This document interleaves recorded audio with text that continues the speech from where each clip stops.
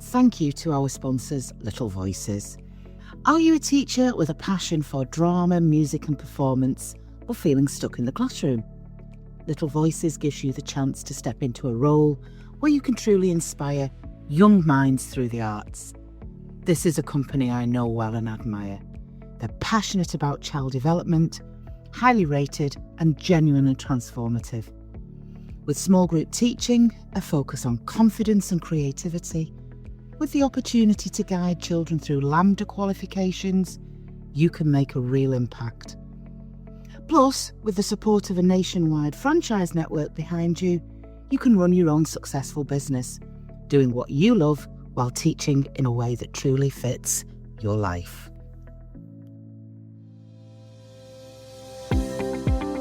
Hello, and welcome to the Pit Pony Podcast with myself, Sharon Corley, and me, Sarah Dunwood, in which we talk to teachers from all walks of life who exited the classroom from what they thought was a job for life and thrived on the other side of teaching. Hello, and welcome to a special episode of the Pit Pony Podcast. And on my screen, instead of my usual best mate, Sharon, I have got Nick Smart with me. So the purpose of the meeting... Your other best mate. My other best mate. The purpose of the podcast today, it's a special, and we're just wanting to update in relation to the Silence by Support campaign, give a little background for those people who don't know about what we're doing, and also let people know where we're up to and what's happening currently, because it gets asked about a lot on the group, or people aren't aware of it on the Facebook group, and which in a group of 170 odd thousand is really not unexpected in that regard. So good morning, Nick. Thank you for your Saturday morning. You're most welcome. Where should we start? Should we start with a little bit of background? Let's do the background briefly, because a lot of people know this, but some people might not. Should we sort of go through? Well, first of all, we did another podcast a few weeks ago, didn't we? So people could go back and have a look at that if they want, chapter and verse.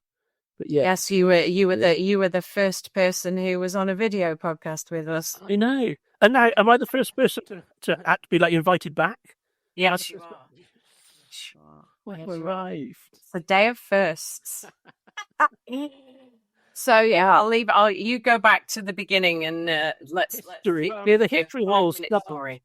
It starts before I was involved, of course, with you and Sharon and the group, and the huge growth of that, which showed the extent of the problems within teaching, within schools, I should say, because it's not just teaching. There's not just teachers who are affected by this sort of stuff.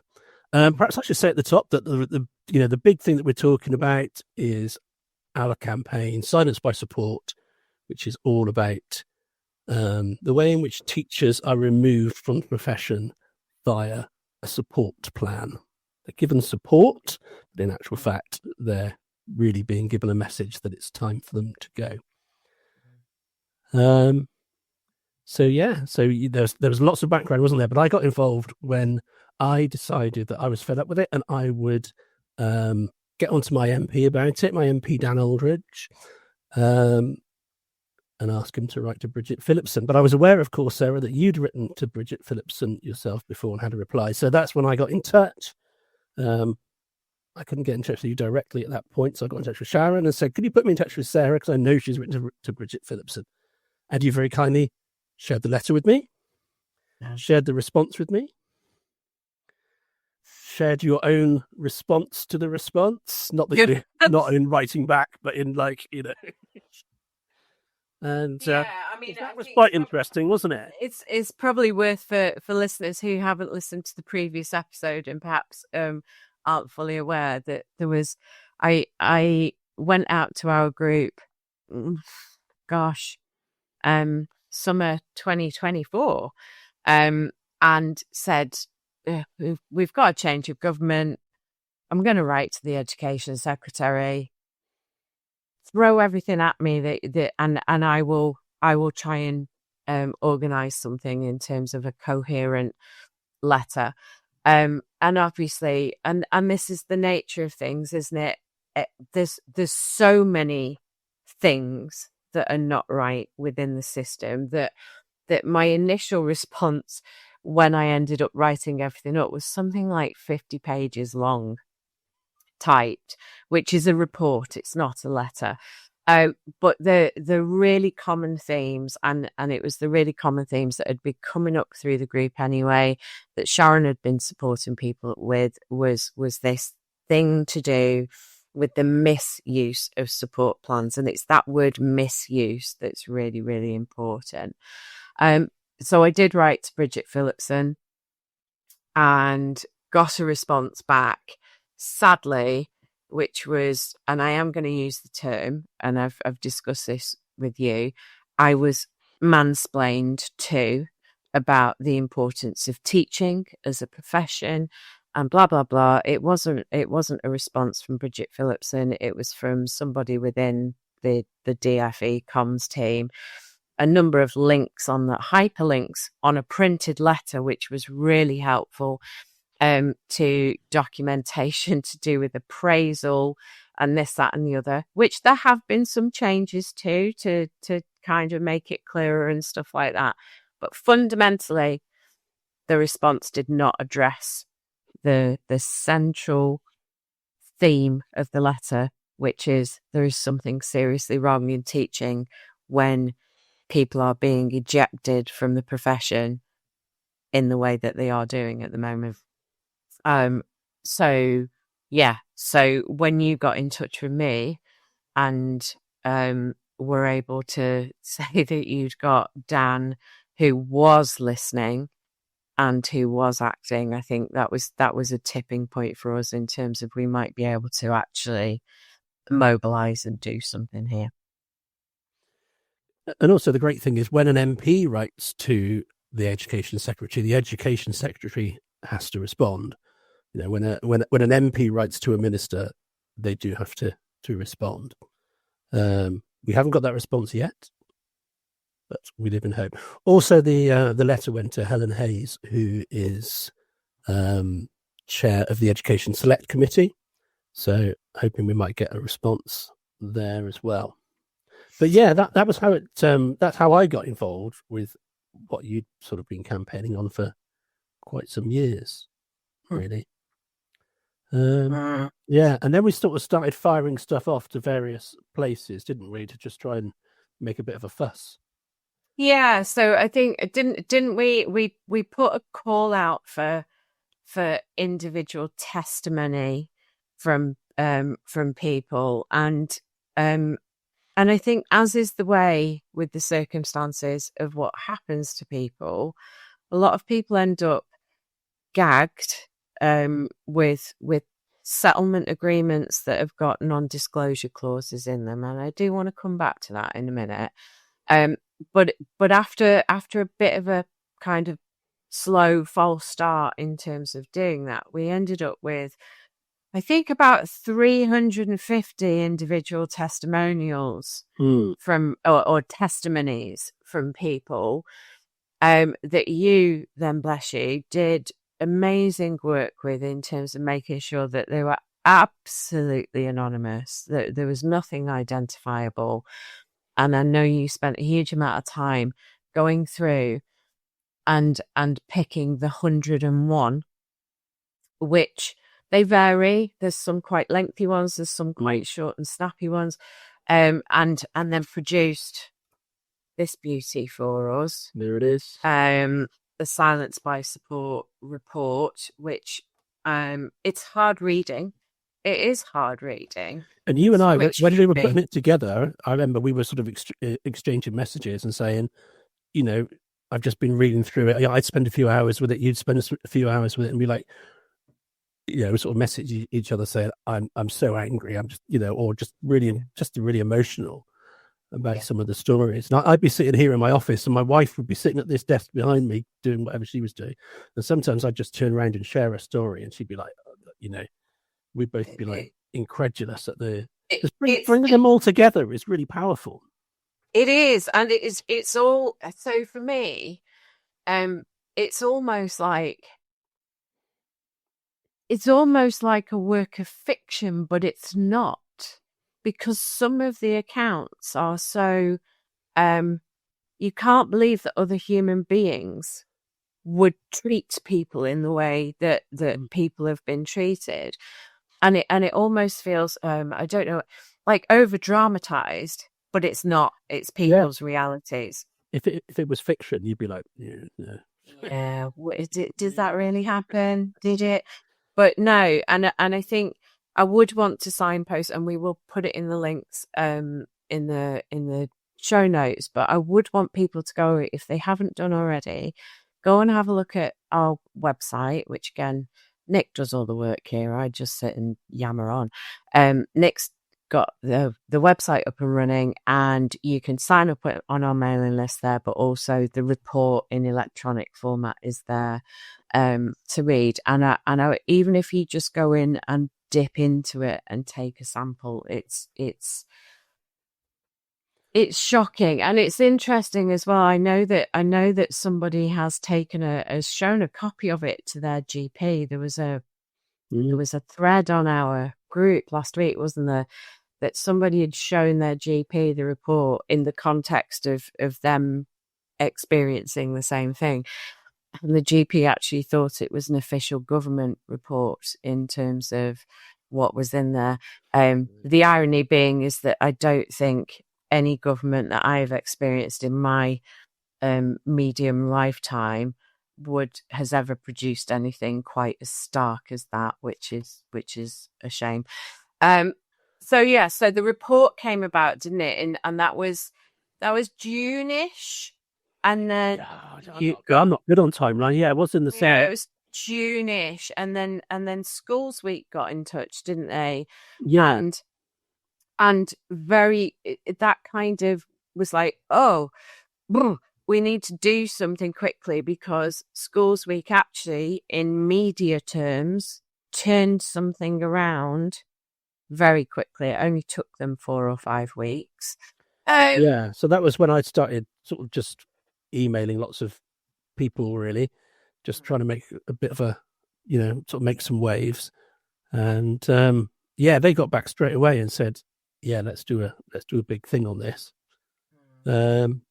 Which they did, yeah, and they turned it around really quick. I mean, these things always take a few weeks for any media outlet, but yeah, and they covered the story really well, and it went out there, and it got a pretty good reaction. And I did go through a bit of this on the last. So I say D because I did go through it on the last podcast. But yeah, I mean, basically after that we set up a website, didn't we? And that's when we did another survey. So only because we thought it was more data focused, wasn't it? That survey, yeah, exactly. Whereas the first one was gathering the testimonies for the report. I guess we kind of thought at that point we need to have, and I've sort of had a bit of a trade union background throughout. Well, not only my school career, but before that. So I was aware that the phrase that it's not always the strength of our arguments that make the difference; it's the strength of our numbers, which is a bit sort of counterintuitive, really, but that's the way it is. And so that's when we decided to sort of gather data from as many people as we possibly could who were affected by this. So we put out the survey, and we got a lot of responses, didn't we?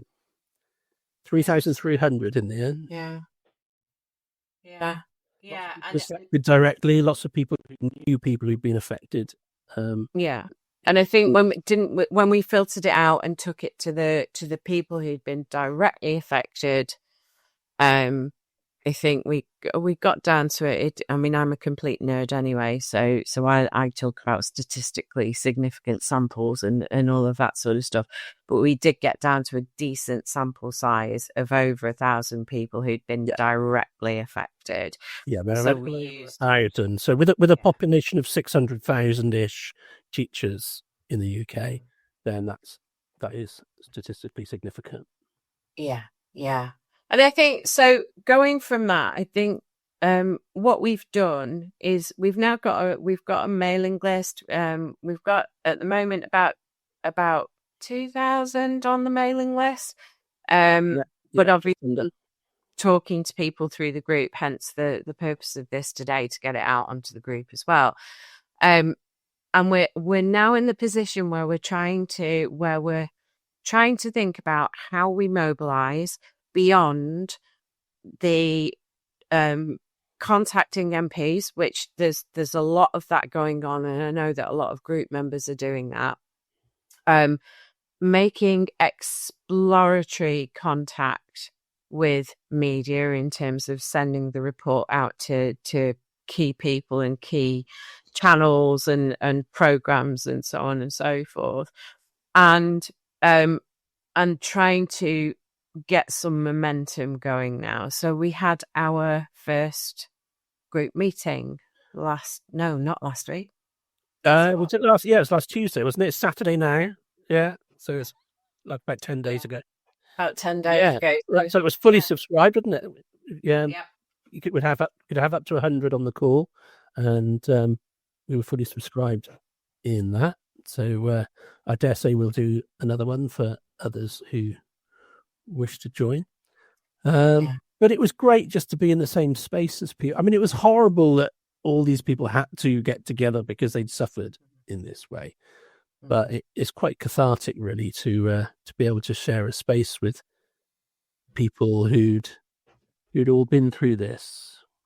And I think that's important for me, because I think listeners and group members need to understand that when you're campaigning for change, it doesn't happen quickly.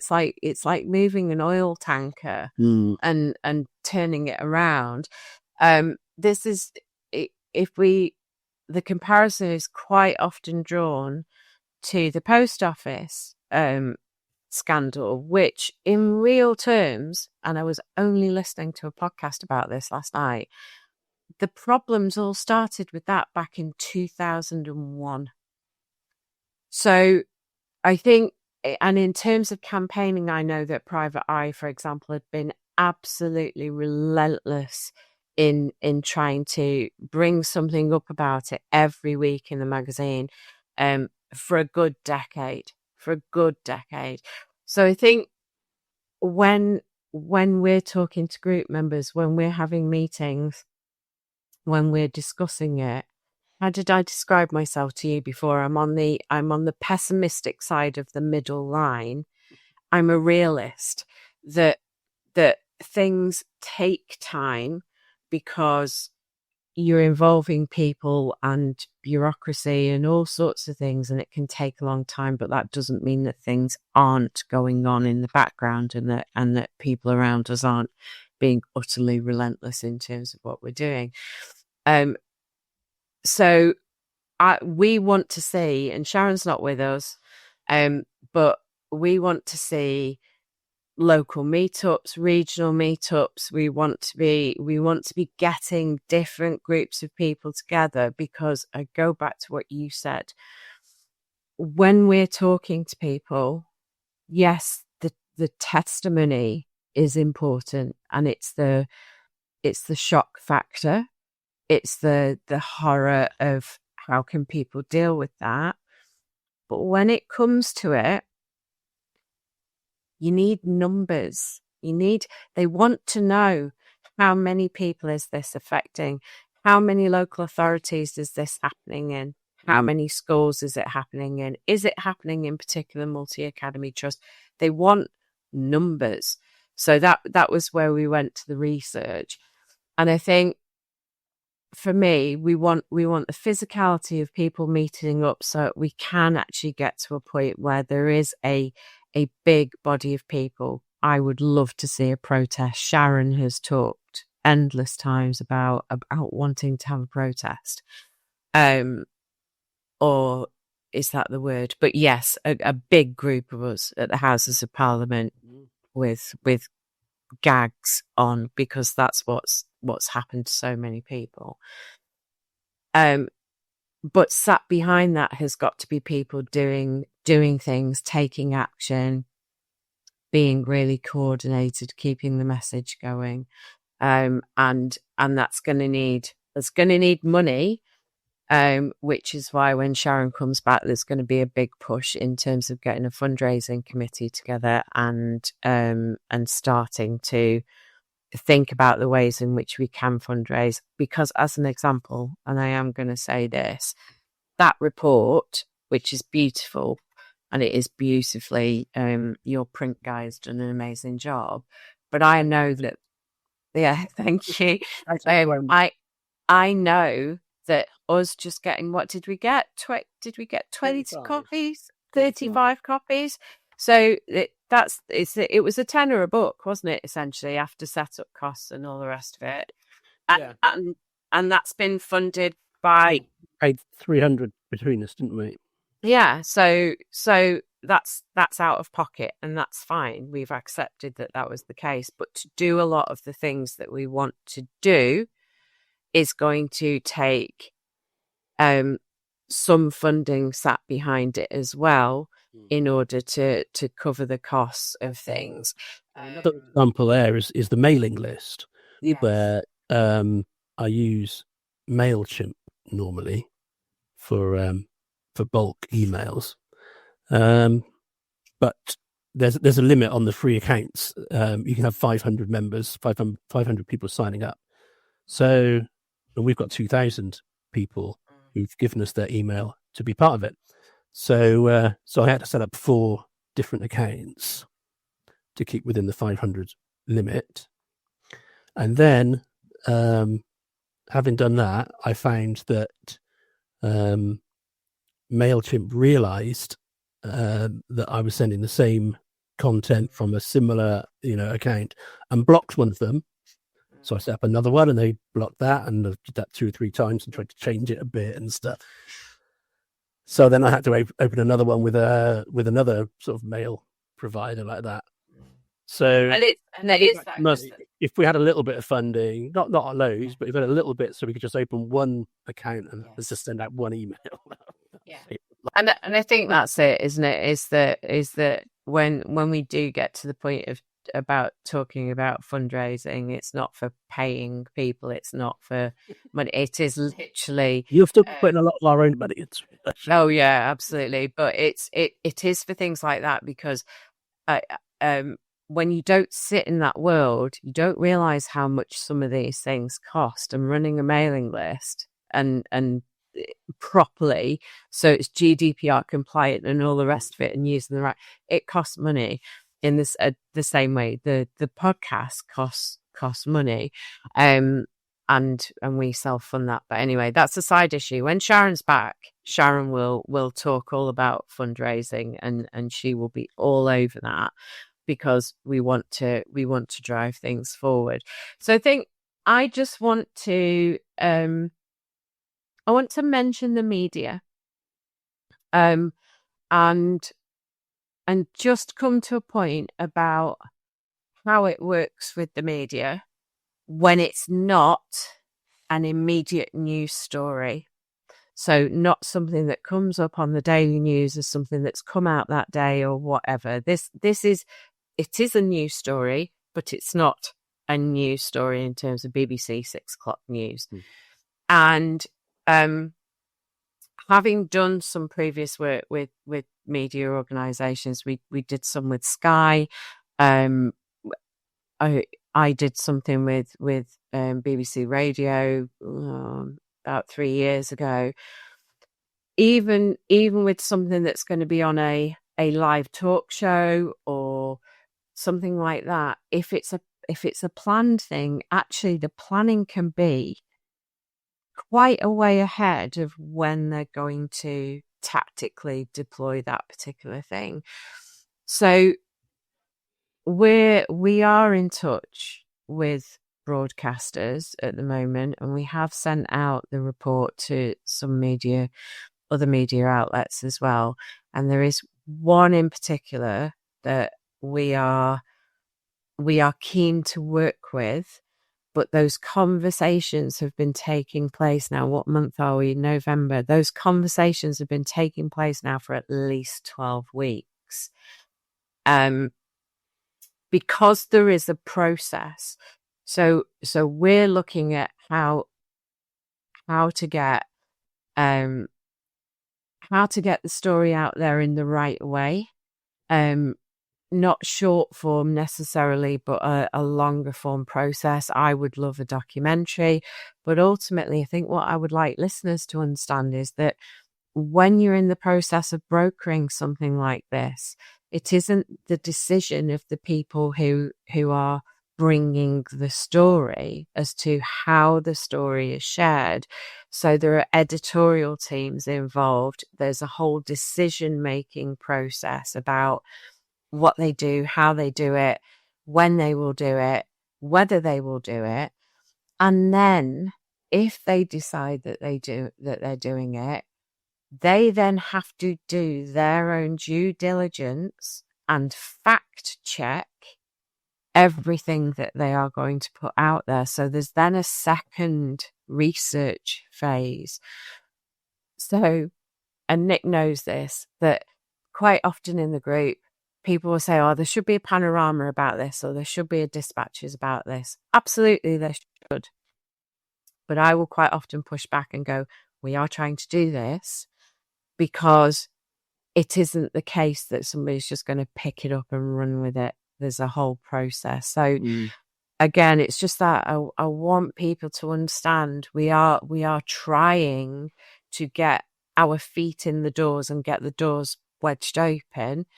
But then when we get through the door, there's more kind of steps that we have to take on the other side and that they have to take, because no broadcaster can put something out that isn't, no reputable broadcaster can put something out that isn't fact checked to the nth degree, because they have to also abide by all sorts of rules and regs. But we have got irons in the fire with that. Yeah. And we were talking the other day, weren't we, about how, at this phase, a lot of effort goes into sort of turning around that oil rig or tanker or whatever it was. This isn't our metaphor, but hopefully, get to a point where, the turn is complete and it sort of takes on its own momentum. And so I think we're in that stage at the moment where we're sort of building support. People are coming on board, people are joining our meetings. We're sort of showing our numbers. We've collected data to prove that this is a serious issue. But the data that we've collected will probably only point people towards collecting their own data. Ours is more of a survey more than a kind of a sort of a proper poll that you would get done by a polling company or something. Yes. But it's it is significant, and it shows that there is absolutely it shows, as we've said before, the headline figure that we share, because a lot of data came out of that. But the big thing for me, when I looked into the data, I was starting to look for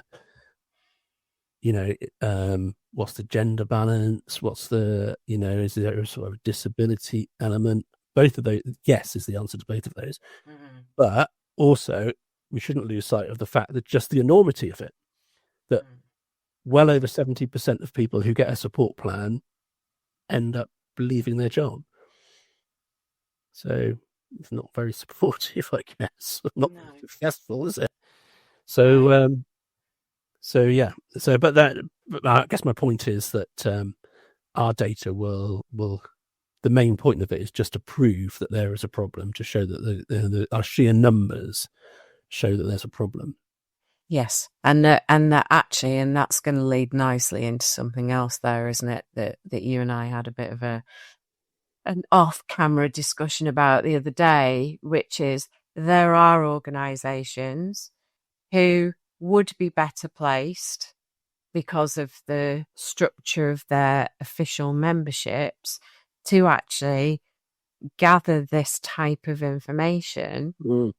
Because so when we go back to the meeting the other night, there were a number of people who were reps at different levels from the unions, and a lot of people on the call, to be fair, stayed anonymous, cameras off, with anonymous screen names, and I completely understand that. But there were some representatives from different unions as well, who rightly so talked about the balance needed in terms of perspective, because where we've been banging on, Sharon in particular, but I came off the fence a little bit about this, is that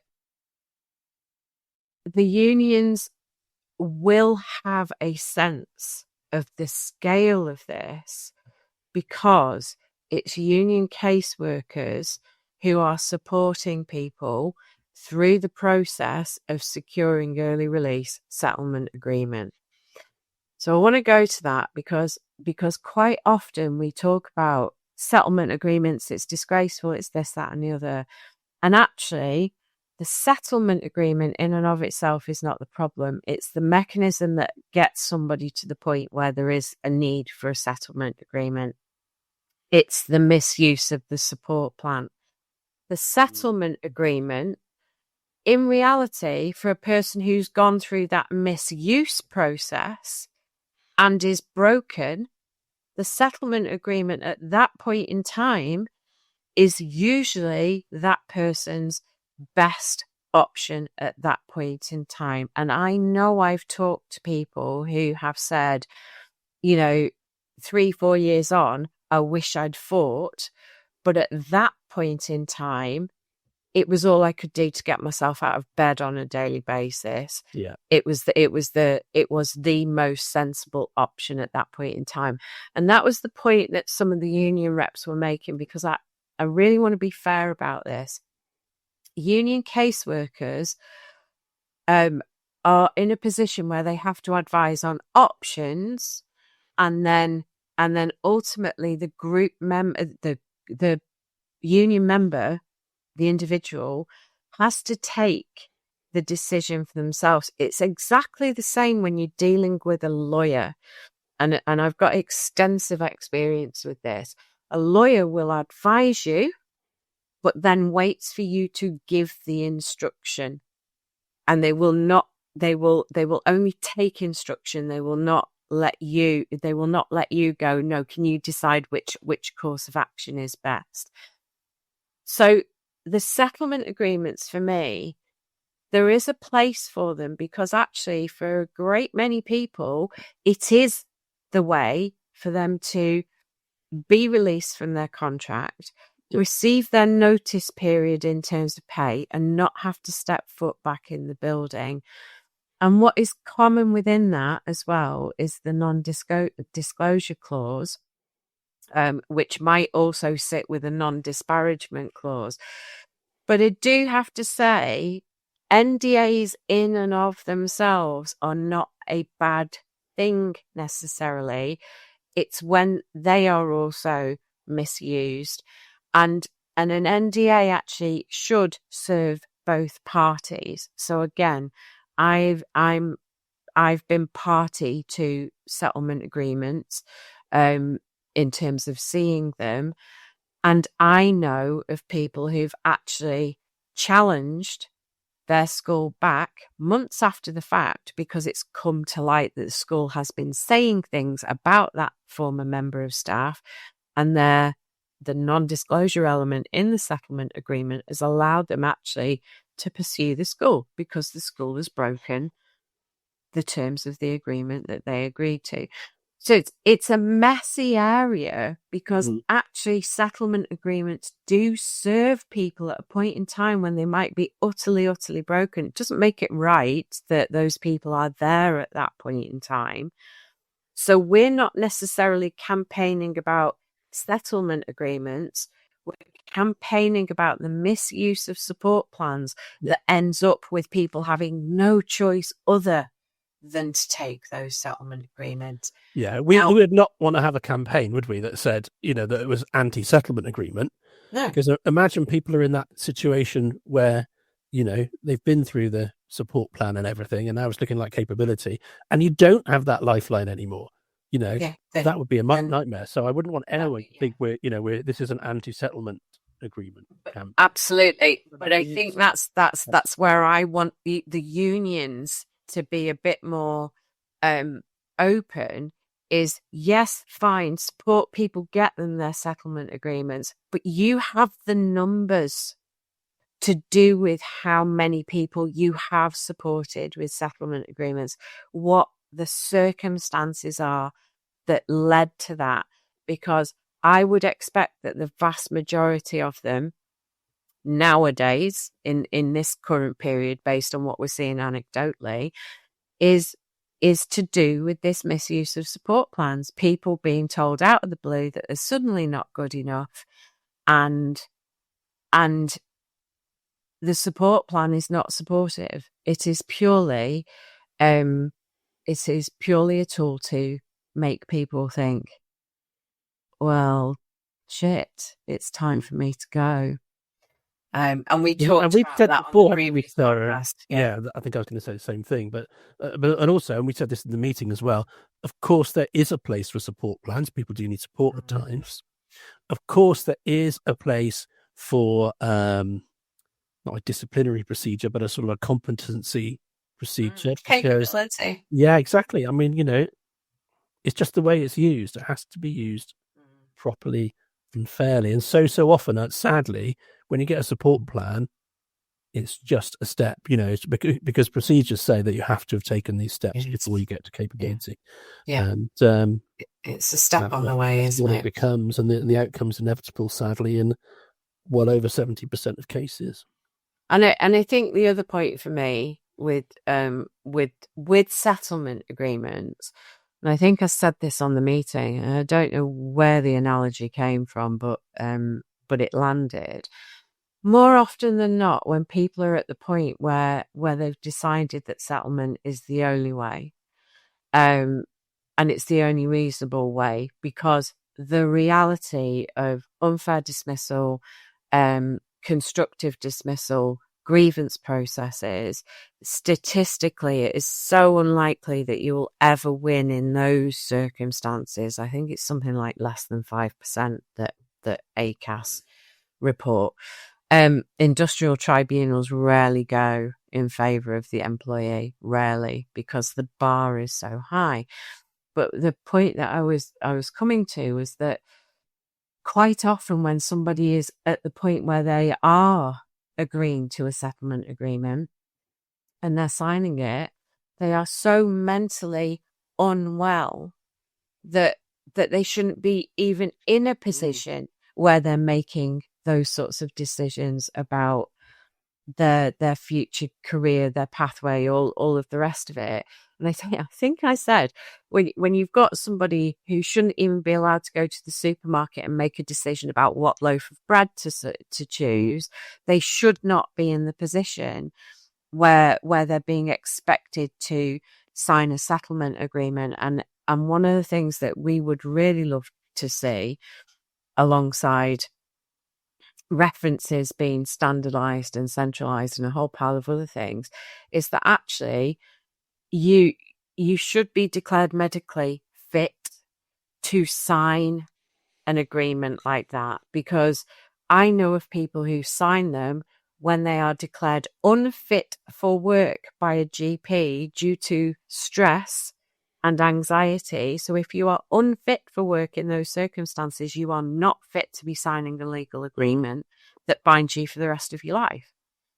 So, yes, settlement agreements, not necessarily the bad thing, but I think unions have a lot more information that actually, even if it isn't centralized currently, there could be a way of doing that to help make the point in terms of what is happening.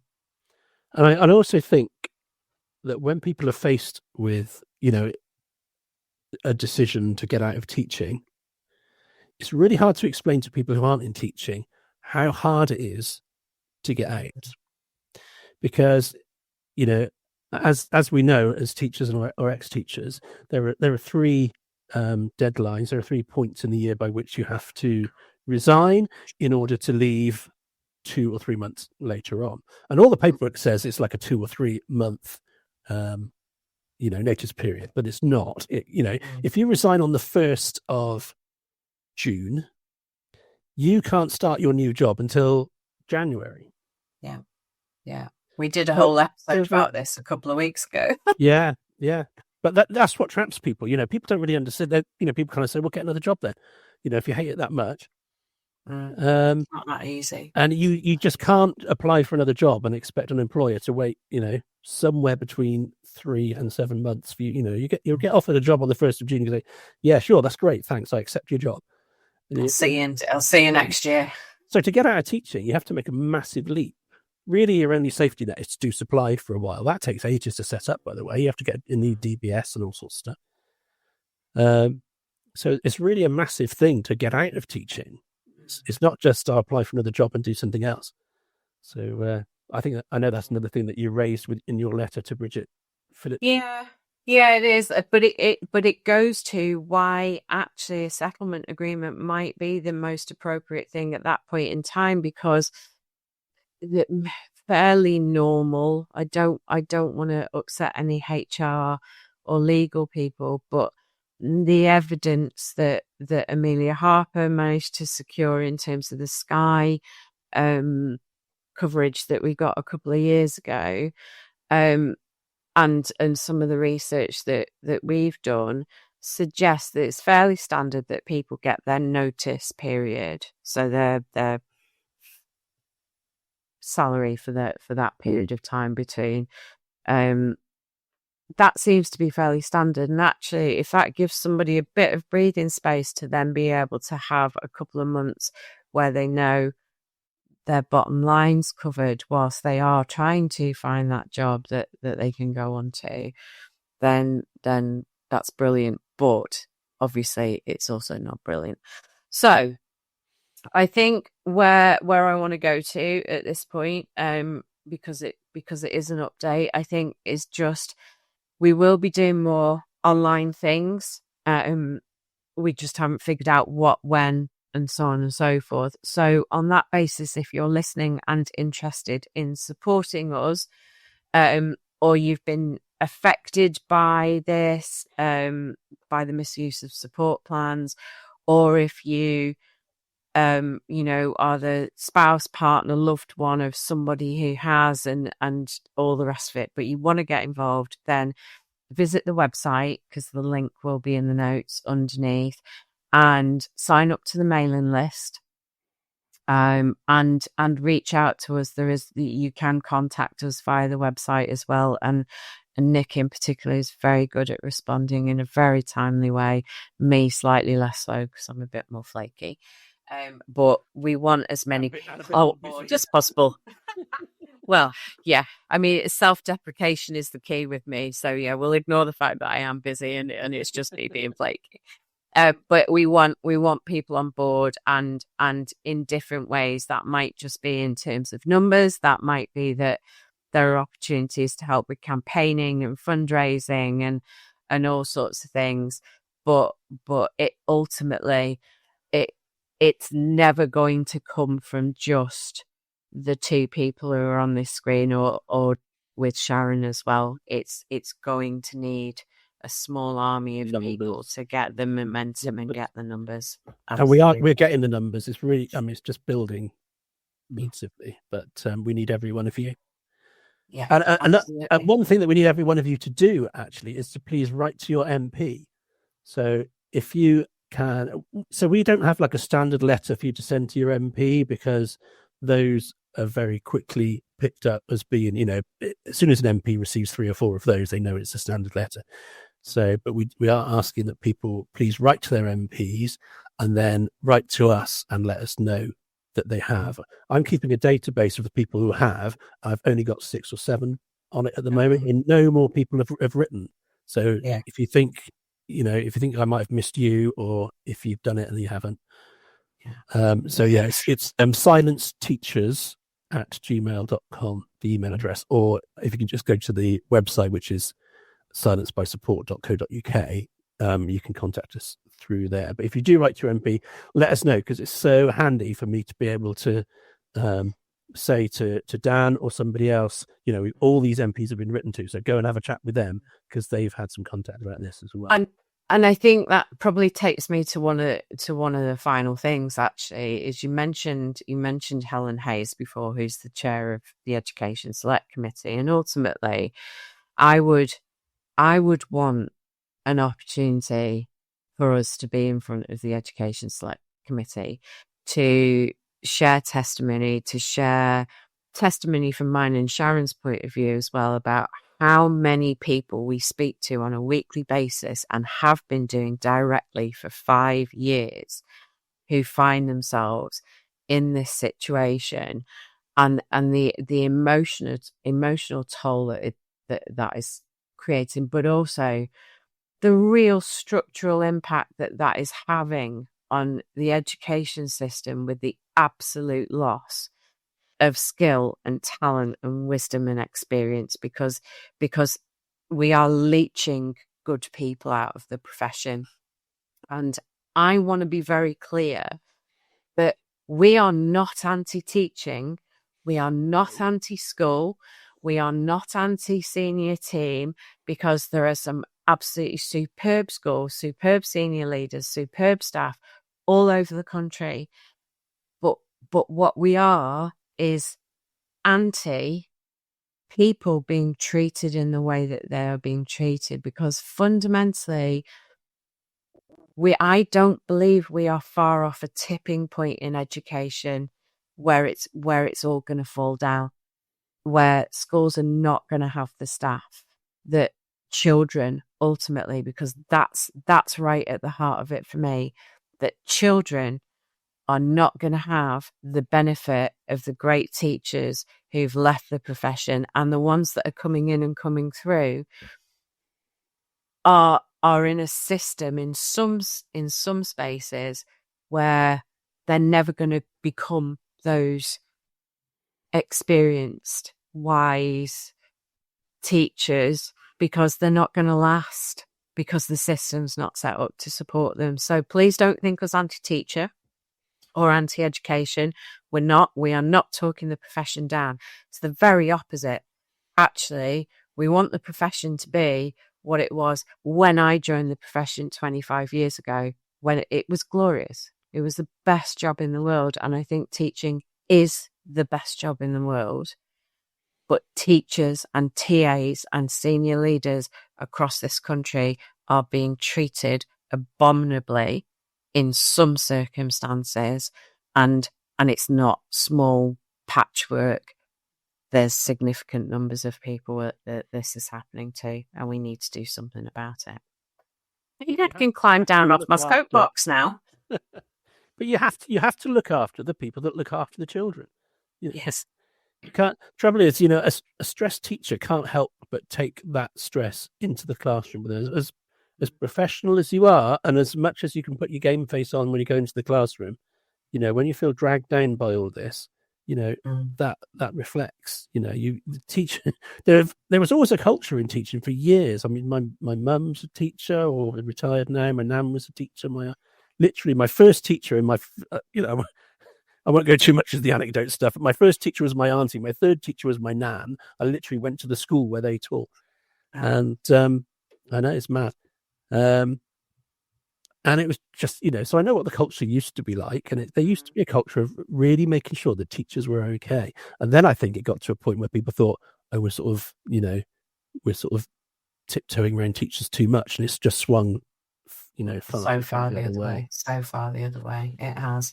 I guess one thing we should do before we wrap up is go through the 4 things that we are sort of aiming to do for this campaign, which are, these 4 things did go into Dan Aldridge's letter to the Education Department and to Bridget Phillipson, and luckily they're on my screen here. Launch a national review of the use and misuse of support plans and capability procedures, with particular focus on age, gender, and pay scale disparities. Number 2 is publish anonymized data on the demographics of teachers leaving leaving subject to these procedures. So the age, gender, ethnicity, length of service, and pay level of people leaving. So data on that. We're asking for updated and strengthened statutory guidance to prevent the misuse of these procedures as a covert cost-cutting measure. and just reviewing the use of settlement agreement and NDAs, which obscure the true scale of the systemic issue, because when people are gagged, that's when you can't. Everyone just thinks they're an individual and it's just them. Absolutely. And it's not just us as individuals, is it? It's not you. It is system. I think it is the genuine definition of what systemic is. It's not localized. It's not individuals. It's much bigger and much broader than that. So we need everyone on board. We will keep you up to date through the group. You'll keep seeing my face, and Nick's and Sharon's, and we will come back to you when we've got more to come back to you with. Brilliant. Write to your MP. Let me know. Yes, definitely. And if you have got an experience with that in terms of your own personal testimony, that is very powerful, but just be careful. Obviously, there is confidentiality in terms of anything you communicate with an MP, I think, but please do be careful that you aren't spectacularly breaching anything in terms of writing. But I think that need for something personal and impactful rather than template focused is going to be of much more significance. And if we can get every MP in the country having been written to and on Nick's database in terms of they've definitely received a letter, then when we do get to the point of is Education Select Committee feasible, if every MP is getting contacted, that makes that more likely. Yeah. Perfect. Okay. Thanks so much for your time, Nick. Thanks for staying with us during another great episode of the Pit Pony podcast. And on behalf of myself, Sarah Dunwood, Mike Roberts at Making Digital Real, we wish you all the very best and we'll see you soon. If you wish to contact me directly for a support session or a clarity call for your next steps, please find my link in the comments below. See you soon.